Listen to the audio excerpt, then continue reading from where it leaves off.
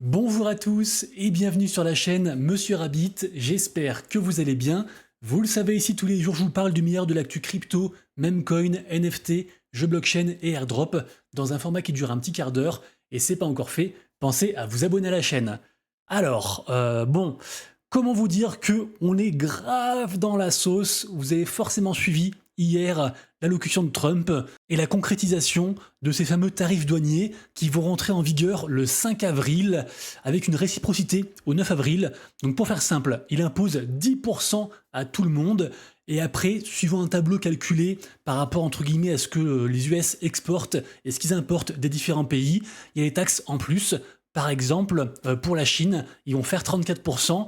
Le marché a très mal réagi, puisque en effet, ça reste quand même une politique très agressive, et donc forcément les cryptos ont suivi, et aujourd'hui c'est un bain de sang, alors que pourtant, le Bitcoin était remonté au début de son discours à environ 88 000, parce que les gens pensaient qu'il y aurait juste 10%, et donc tout le monde était super content et dans l'effervescence, et après il a détaillé, et après donc c'était la catastrophe. Autant vous dire que c'est compliqué. Là, à l'instant où je tourne, il est 14h34, le Bitcoin est à 82 500 $, l'Ethereum en dessous des 1008, et donc les altcoins, comme je disais, dans la sauce, avec des moins 10, moins 15%. Et je voulais en profiter pour vous souhaiter d'aller bien. Alors je sais, c'est un peu con à dire comme ça, mais il y a tellement d'histoires, on va dire, dramatiques actuellement, des gens qui prennent des leviers, qui parient leur maison, qui prennent vraiment beaucoup trop de risques. Le marché, il fait n'importe quoi, enfin il fait n'importe quoi. Le marché a toujours raison, mais le marché actuellement est très compliqué à vivre. On s'attendait pas du tout à cette période. Beaucoup de gens pensaient que avril serait incroyable. Bien sûr, le mois n'est pas terminé. Et moi perso, vous le savez, Team Bullish, je pense toujours qu'on aura un magnifique bull run, une magnifique alt season, et peut-être même qu'on a touché le bottom. J'en sais rien, mais voilà, moi je suis très positif pour la suite, même si, comme vous, mon portefeuille fait grave la gueule actuellement. Et toujours est-il que je suis tombé sur cette histoire, une histoire de fou. En fait, en 2020, on a un Australien qui a tout simplement assassiné sa mère pour en fait toucher l'argent de l'assurance. Assurance qu'il avait lui-même contractée en falsifiant des papiers quelques jours auparavant.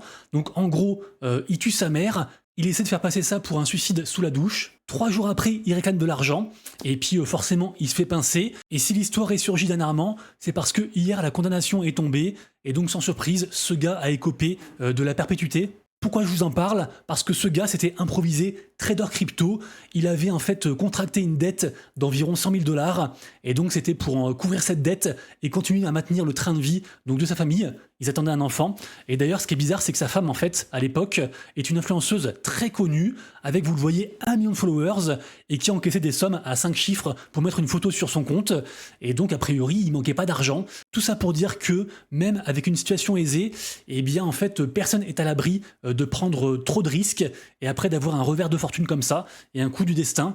Et donc faites bien attention à vous. Également, si je vous précise, un peu dans cette optique-là, c'est le dernier jour pour profiter de promotions sur Ledger. Donc si vous avez besoin d'un cold wallet, vous avez par exemple jusqu'à 70 $ offerts en Bitcoin à l'achat d'un Ledger Flex. Et donc je vous mettrai un lien en dessous. Alors c'est un lien d'affiliation, ça vous rajoute rien, mais en plus vous de la promo, et bien moi ça me reverse un petit pourcent, et donc ça soutient la chaîne. Donc merci à ceux qui vont l'utiliser. La vidéo du jour est réalisée en collaboration avec le jeu Kickdom.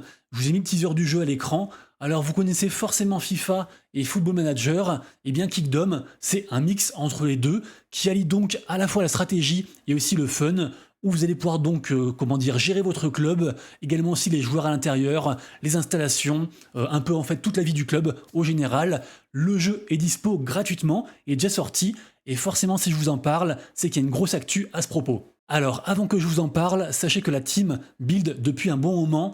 Ils ont actuellement une base de joueurs de plus de 4000 joueurs. Ça comptabilise du coup à peu près 10 000 heures de jeu au global, avec donc toute la commu. Sachez aussi qu'ils ont levé de l'argent. Ils ont levé environ 400 000 €. Donc, n'hésitez pas à aller tester le jeu. Vous aurez un lien juste en dessous en description. C'est dispo sur téléphone, iOS et Android.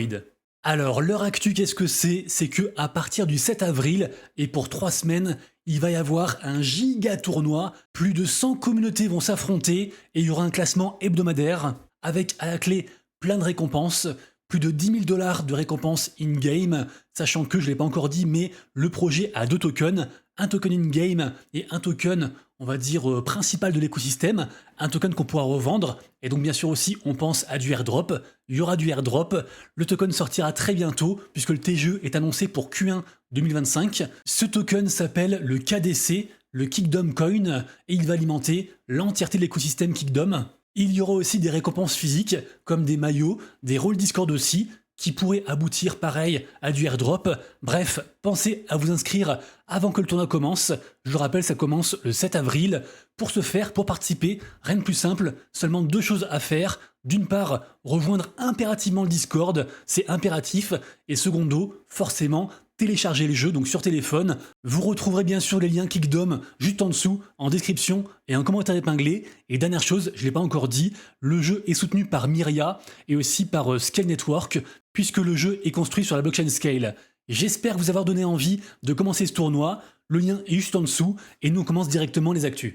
Alors tout d'abord, nouvelle très générale qui vous concerne forcément, puisque on est encore beaucoup à utiliser le wallet MetaMask, même si en vrai Rabi Wallet est mieux et plus sécurisé. Toujours est-il que maintenant, si on fait un swap sur MetaMask, par exemple sur Ethereum, même si on n'a pas d'ETH pour payer les frais de gaz, et ben c'est pas grave, les frais de gaz seront inclus dans la transaction, donc vraiment très pratique. Et également aussi, toujours par rapport à l'aspect sécurité, j'ai vu que MetaMask rendait possible directement au sein de votre portfolio MetaMask l'accès à Revoke Cash, donc pour pouvoir révoquer n'importe quelle autorisation qu'on aurait accordée au préalable. Imaginons que vous avez accordé une autorisation pour retirer vos ETH sur un site, eh bien c'est bien en fait régulièrement de faire le point et de supprimer les anciennes, parce que si le site en question un jour se fait hacker, eh bien peut-être que dans un an, vous pourriez vous faire voler en fait vos Ethers à cause en fait de ce hack et à cause donc de l'autorisation que vous avez laissée. Donc très intéressant. Ensuite, alors ça me concerne beaucoup parce que Jupiter, pour moi, c'est un des meilleurs produits blockchain actuellement. Jupiter, je le rappelle, c'est à la fois un DEX, une application super pratique tout en un sur téléphone. Ils ont aussi une application très pratique par rapport au Memcoin. En vrai, Jupiter, ils ont aussi de la DeFi, ils ont plein de produits, et de toute façon, c'est un des plus gros protocoles, un des plus gros projets sur Solana. Ça brasse beaucoup d'argent. Moi, j'y crois très très fort, et c'est tout simplement mon plus gros bag côté crypto. Alors, actuellement, le token fait grave la gueule. On est à 0,36, et je suis en divisé par 3 ou 4. Donc vraiment affreux par rapport à ses plus hauts. Et de ça pour dire que Jupiter va rentrer dans le monde des NFT, puisque en effet, ils viennent d'acquérir Drip. Et Drip, pour ceux qui se rappellent, c'est cette plateforme qui permet en fait de choper des NFT régulièrement de plein d'artistes. Alors c'est gratuit, on peut aussi payer, mais tout le monde le fait gratuitement. En gros, en étant actif, on récolte des gouttes et grâce à ces gouttes, après en fait, on peut acheter des NFT. Sachez aussi que là, il faut un free mint pour célébrer l'acquisition par Jupiter, qui est juste ici. Moi, ce que je pense, c'est qu'il y a longtemps, il y avait une rumeur de token par rapport à Drip, et vu que maintenant ils ont été rachetés, peut-être que Drip va sortir son token, donc backé par Jupiter. Et dans cette éventualité, les utilisateurs pourraient donc avoir du airdrop en toute logique. Ensuite, vous le savez, tous les matins sur mon compte Twitter, je vous partage un petit récap de ce qui se passe côté NFT. Alors sans surprise, le marché NFT est aussi dans le rouge.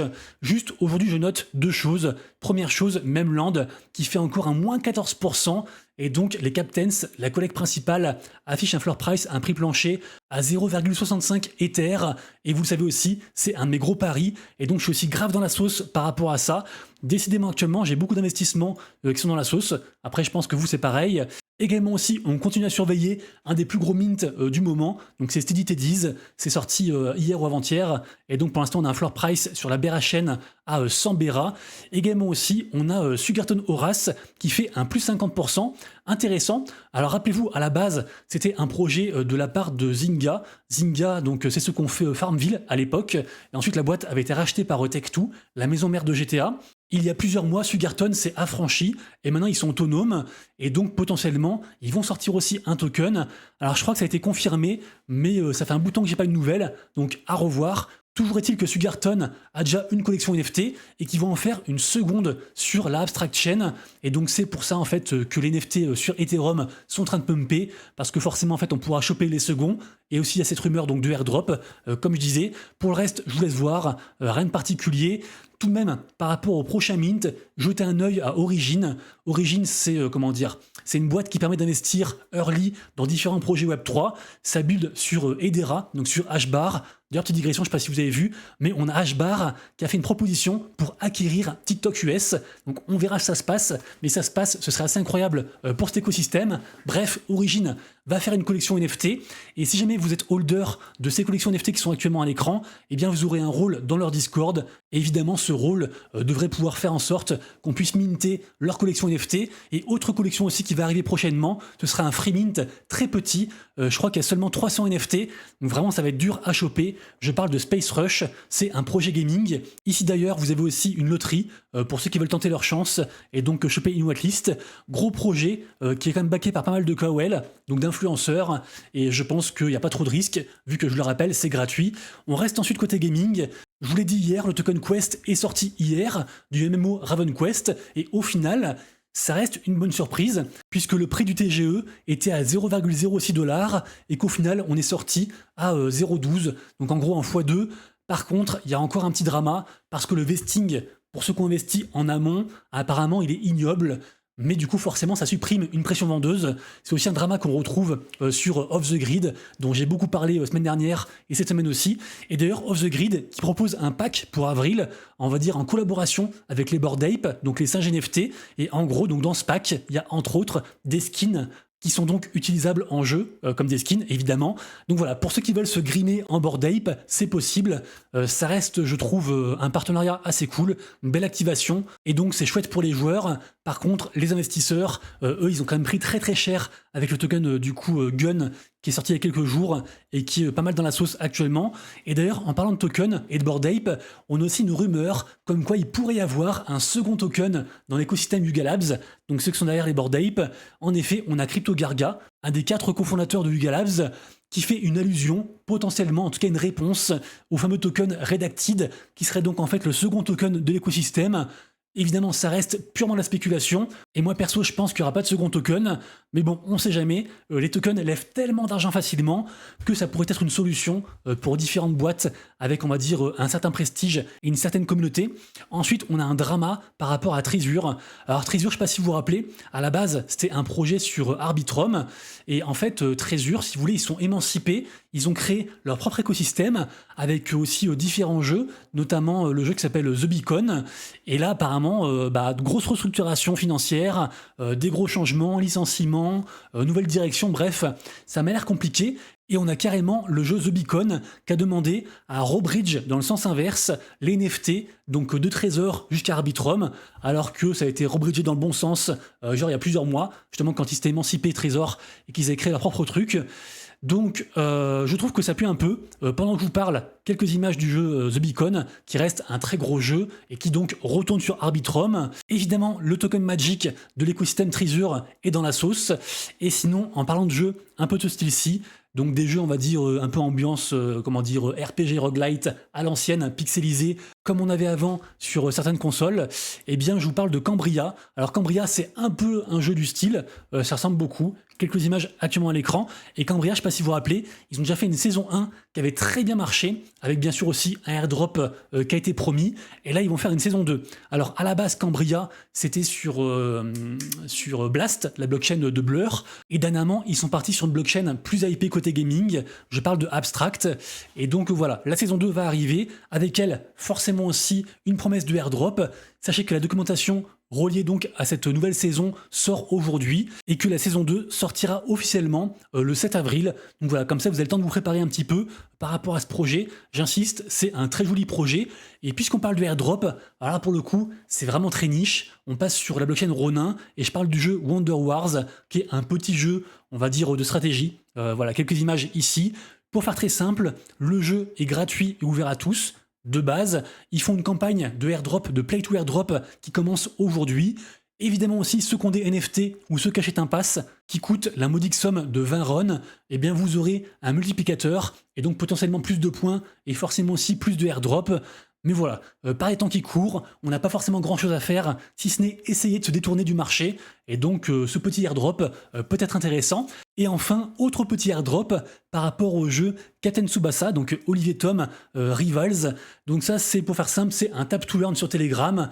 Moi, j'y joue depuis très longtemps, mais en gros, je fais 2 clics par jour et c'est tout. Et apparemment, donc aujourd'hui, c'est la fin de la saison 2 et potentiellement, le airdrop de Token John devrait arriver bientôt entre guillemets, parce qu'ils sont capables de mettre encore une 3e saison, voire une 4e saison. Ça reste tout de même une licence que j'aime bien, sur une tendance que j'aime bien, et je pense que les Tap to Earn, en tout cas une évolution de cette tendance sur Telegram, pourrait être, on va dire, l'initiateur d'une prochaine grosse tendance gaming au général sur la blockchain. Bref, toujours est-il que on verra s'il y a une saison 3, mais sachez que ce jeu est dispo gratuitement pour ceux qui veulent tester, et donc j'attends de voir. Et perso, je m'attends à un petit airdrop de style kebabesque. Bref, c'est la fin de la vidéo, j'espère que ça vous a plu et que je vous ai apporté un petit peu de valeur. C'est le cas, merci pour le soutien, pensez à vous abonner, liker, partager les vidéos et commenter. Merci à tous, je vous souhaite une très bonne après-midi, on se donne rendez-vous demain, et d'ici là comme toujours, prenez soin de vous, de vos proches et de vos wallets. C'était Monsieur Rabbit,